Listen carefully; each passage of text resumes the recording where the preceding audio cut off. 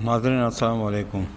یہ آپ جو منظر دیکھ رہے ہیں یہ سلام کوٹ کے برج کا منظر ہے، جس کے اوپر 3 طرف سے آنے والا ٹریفک گزرتا ہے، ہائی وے سے، فیڈرل ایریا سے اور گلشن سے۔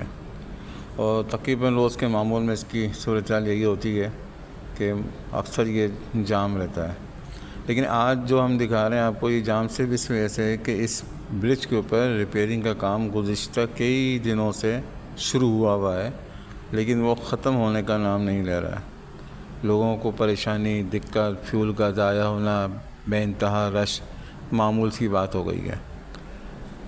ریپیئرنگ کا کام شروع ہو چکا ہے، لیکن جس رفتار سے ہو رہا ہے اس کا خمیازہ یہ بیچاری عوام بھگت رہی ہے۔ پیٹرول کی قیمتیں بڑھتی جا رہی ہیں، اسی طریقے اس کا ضیاع بھی بڑھتا جا رہا ہے، کسی کو کوئی خیال نہیں ہے۔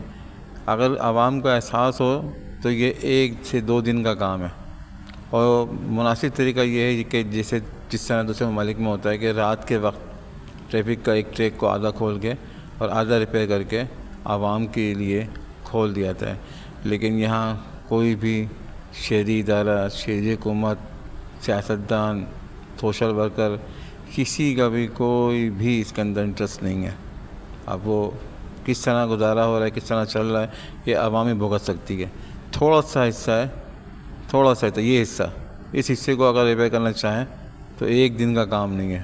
اللہ تعالیٰ عقل سے عطا فرمائے ان لوگوں کو۔